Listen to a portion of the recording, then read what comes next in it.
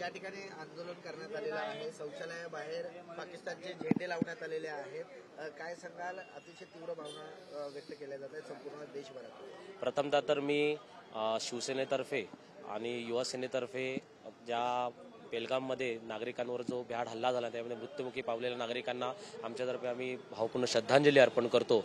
आणि तुम्ही तीव्र निषेध काय नाही हो, ह्यांची लायकी जी आहे की जी आज दाखवण्याची त्यांना वेळ आलेली आहे की आज तुम्ही बघताय काल आम्ही या आंदोलनाला सुरुवात केली। आम्ही काल ठाण्यातले जे रस्ते आहे जिथे लोक थुंकतात, जिथे लोक समजा कोणाला उलटी आली असेल किंवा कोणाला इथे गुटखा समजा खाऊन कोण थुकणार असेल तर आमच्या ठाण्यातले रस्ते खराब होऊ नये म्हणून आम्ही ठाण्यातल्या सर्व रस्त्यांवर पाकिस्तानचा झेंडा लावलाय। आणि त्यांची लायकी ही पायदान म्हणूनच आम्ही पहिल्यापासूनही मानत होतो आणि आता त्यांनी शिक्कामोर्तब केला की तुमची लायकीच आहे, तुम्ही समाजामध्ये वावरण्याच्या लायकीचे नाही आहात। आणि काल आम्ही म्हणण्याप्रमाणे आम्ही आमचे अध्यक्ष युवा सेनेचे अध्यक्ष नितीन लांडगे यांच्या मार्गदर्शनाखाली ठाण्यातले जेवढे शौचालय आहेत त्या शौचालयांच्या बाहेर आम्ही पाकिस्तानचा झेंडा लावलेला आहे। कारण की आमच्यामध्ये इकडे थोडंसं पायदान नव्हते, त्यामुळे आम्ही लोकांना आतमध्ये शौचालयात जाण्यामध्ये बाहेर येण्यामध्ये पाय खराब नये म्हणून त्या झेंड्यावर पाय पुसून लोक आतमध्ये जातील आणि त्या ज्यांना बाथरूम करायची असेल त्या झेंड्यावर करतील। कारण की त्यांची लायकी ती आहे, त्यांना त्यांची पातळी दाखवण्यासाठी आज आम्ही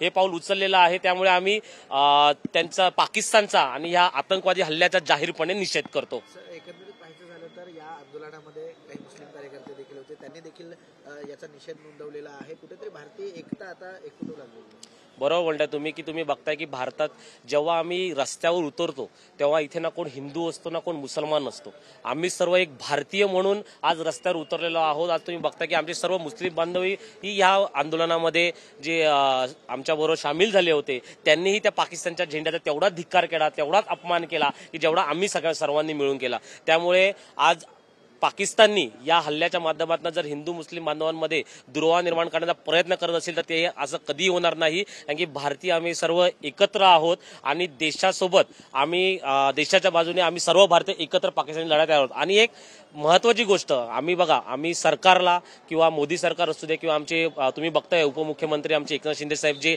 नागरिकांना महाराष्ट्राच्या नागरिकांना परत आणण्यासाठी तिकडे गेले होते आणि ते यशस्वीरित्या सगळ्या नागरिकांना इथे आणतायत, त्यांचं कौतुक करेल तेवढं कमी आहे। पण आम्ही सरकारला एक आमच्या भावना सांगू शकतो, आम्ही सूचना नाही करू शकत की आता आम्हाला समझोता आणि काहीतरी छोटीशी कारवाई आम्हाला हे नकोय, आता करारा जवाब मिलेगा या भूमिकेमध्ये आपला आता भारत आलं पाहिजे, आपला देश आला पाहिजे। आमच्या सर्व भारतीयांची आणि सर्व आमच्या हिंदू मुस्लिम बांधव असू दे किंवा सर्व भारतीयांची आपली हीच इच्छा आहे।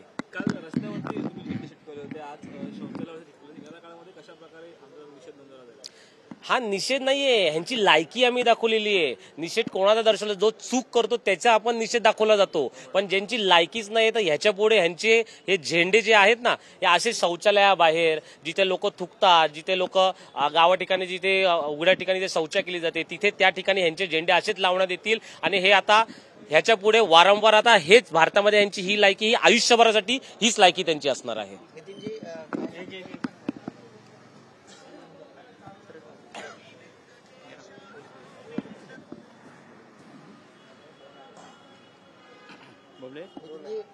आंदोलन केलेलं आहे युवा सेनेच्या माध्यमातून शौचालयाबाहेर पाकिस्तानचे झेंडे लावण्यात आले। मी सर्वप्रथम शिवसेना युवा सेनातर्फे जे भारतीय नागरिक शहीद झालेले आहेत त्यांना भावपूर्ण श्रद्धांजली व्यक्त करतो।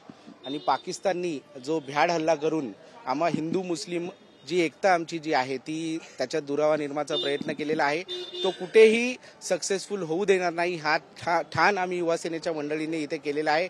तुम्ही बघतायत आज हिंदूंबरोबर मुसलमान तरुण सुद्धा मोठ्या प्रमाणात ह्या आंदोलनामध्ये सामील झाले होते। आज बाथरूममध्ये ठाणे शहरातल्या प्रत्येक बाथरूममध्ये आम्ही हे पाकिस्तानचे झेंडे लावत आहोत, जेणेकरून त्यांची लायकी, जसे माझे सहकारी आत्ताच बोलले की त्यांची लायकी काय आहे, आज त्यांच्या देशामध्ये एक साधी सुई त्यांना निर्माण करता येत नाही आणि तरीसुद्धा आपल्या देशावर ते वारंवार हल्ला करतात आणि हिंदू मुस्लिम एकतेमध्ये दुरावा निर्माण करण्याचा प्रयत्न करत असतात। परंतु हा प्रयत्न आम्ही हाणून पाडलेला आहे आणि येणाऱ्या पुढच्या काळामध्ये जसे माझे सहकारी म्हणाले की आता निषेध आणि शांतता चर्चा ही कुठेतरी भारताने थांबवली पाहिजे आणि कुठेतरी एकदाच त्यांना त्यांची लायकी दाखवली पाहिजे आणि युद्ध पुकारून मोदीजींना आमची रिक्वेस्ट आहे सर्व तरुणांची की एकदाच युद्ध करून काही तो सोक्षमोक्ष लावा आणि या पाकिस्तानचं जगाच्या नकाशावरून नाव मिटवून टाका, अशी आमच्या सगळ्या भारतीयांची भावना झालेली आहे।